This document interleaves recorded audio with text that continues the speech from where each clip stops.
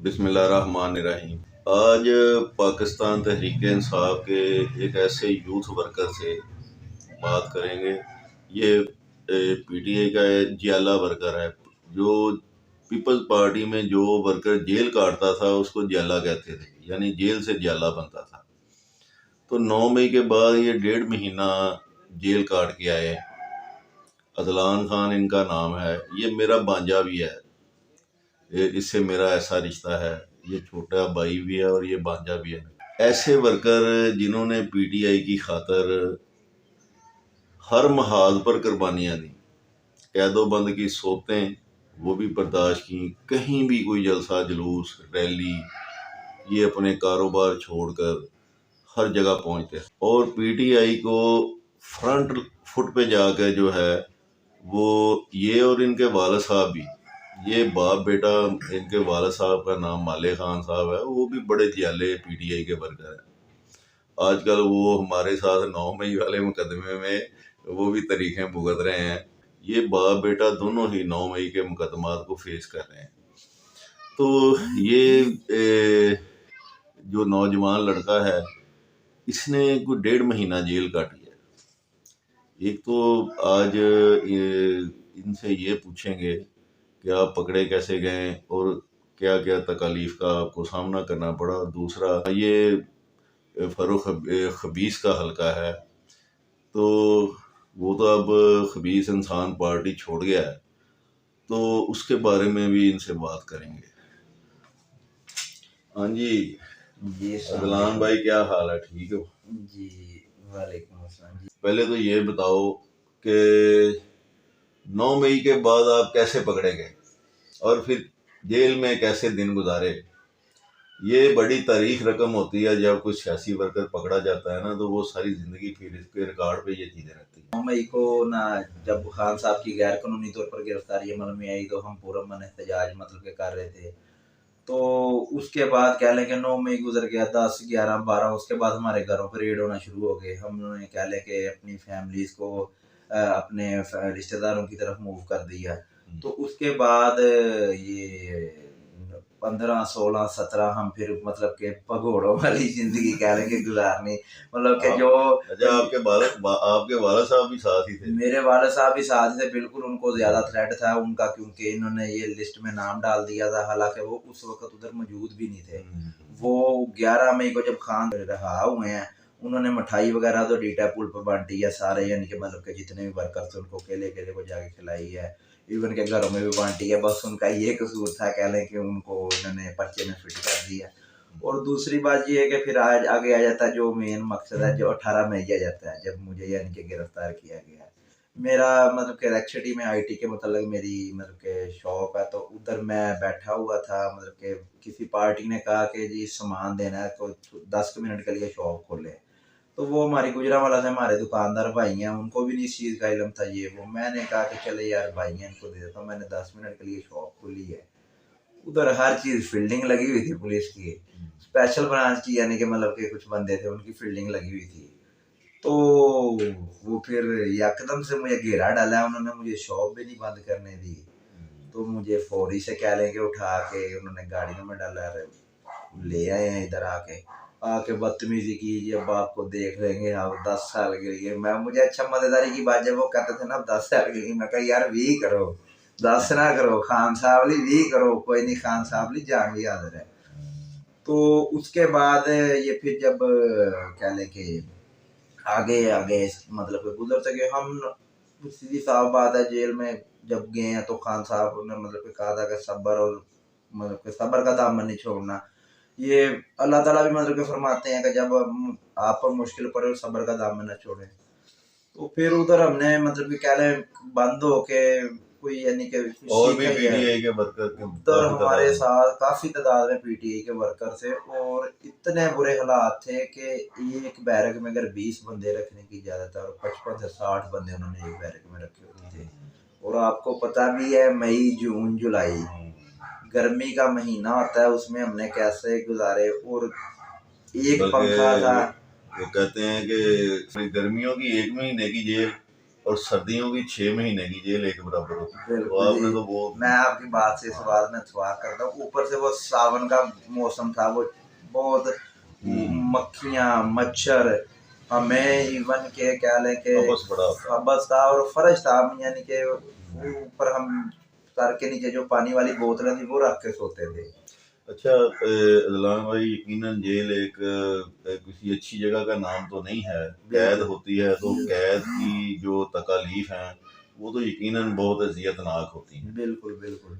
जब आप फिर जेल से छूट कर आ गए, उसके बाद खान साहब फिर दोबारा गिरफ्तार हो गए, जेल में चले गए, तो देखने में ये आया कि बाद में फिर की कोई वर्कर जो है, जितने ये हमारे टिकट होल्डर थे, ये एमपीए थे, एमएनए थे, इनके भाई जो सारे जो इक़्तिदार के मजे लूट रहे थे, इसके इनके भाई भतीजे भांजे वही हर जगह नजर आते थे ना, चौधरी बने होते थे, लीड कर रहे होते थे।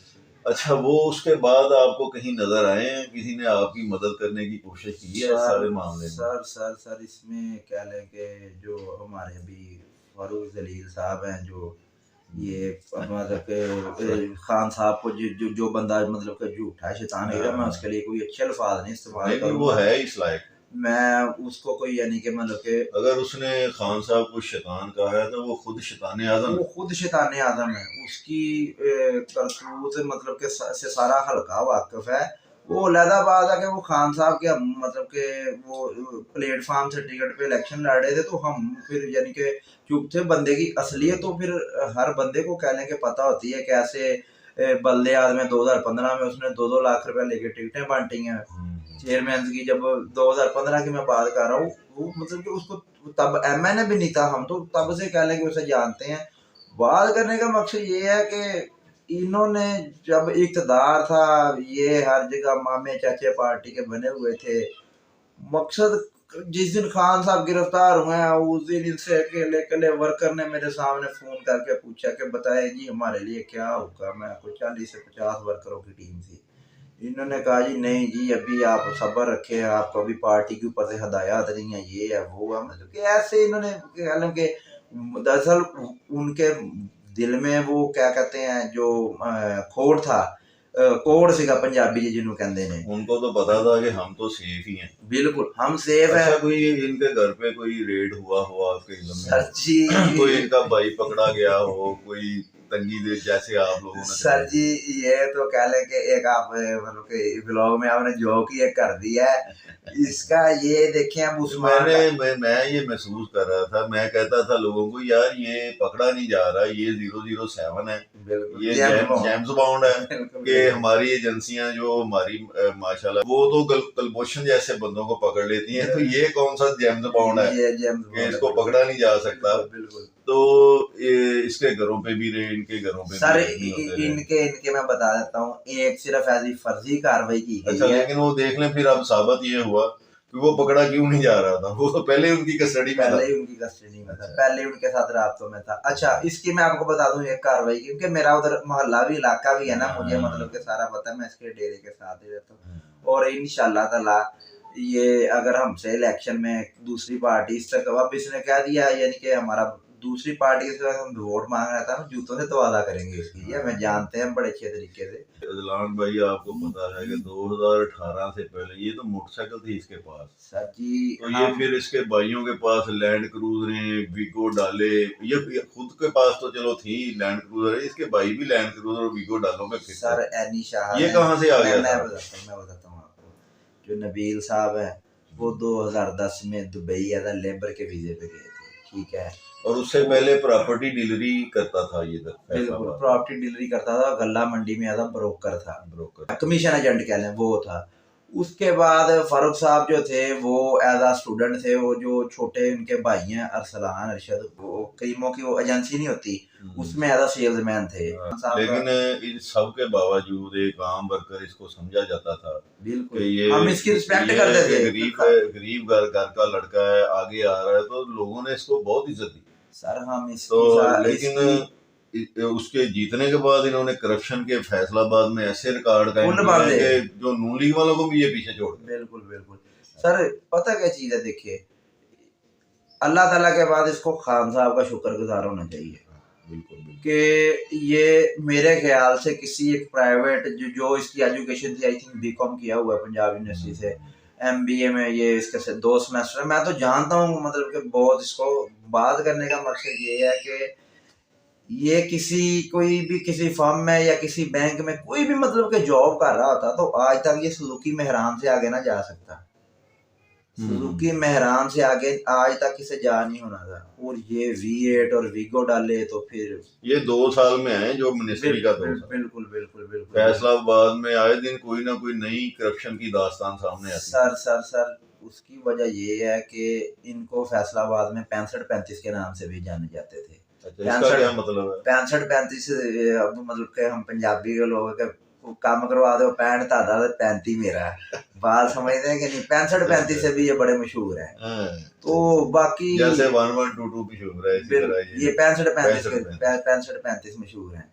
तो बस कह लें कि अब ये कोई उम्मीद ना रखेंगे ये इस तरह के इनके दिन दोबारा आएंगे। अगर ये इस्तेहकाम में पाकिस्तान की तरफ से आया तो आप क्या समझते हैं कि ये कितने वोट ले लेगा? सर एक यूसी के वार्ड के काउंसलर के ज्यादा वोट होंगे। मैं ये बात आपको ऑन रिकॉर्ड कह रहा हूँ। ये जो हमारे हल्के की सिचुएशन है ना, जाहिर सी बात है हम शहरदार फिरने तुरने वाले हैं, हमें बैठते हैं रोज यारों दोस्तों में पब्लिक में रहने वाले। मैं ये आपको ऑन रिकॉर्ड कह रहा हूँ, काउंसलर के ज्यादा वोट हो गए किसी भी आप यूनियन काउंसिल की वार्ड में देख लीजिएगा। हाँ, इससे मैं एक मशवरा देता हूँ कि आप अपना ना कोई मतलब के एज अ ट्रांसजेंडर बन के खवातीन की निशिस्त पे ट्राई करें। आप इलेक्शन कह लेंगे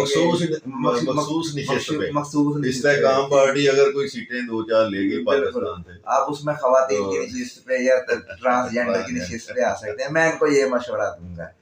तो बाकी अल्लाह ताला रहमत करे, इनका कोई हाल नहीं है। मेहरबानी, थैंक यू सर, बहुत बहुत शुक्रिया। ये अदलान मेरा बिल्कुल भाई, इसका मामू मेरा दोस्त है असल में, तो भाई भी है, इसलिए इसको मैं भांजा ही कह, क्योंकि मेरा भी भांजा ही है। तो इनके वालिद साहब से मेरा बड़ा प्यार है।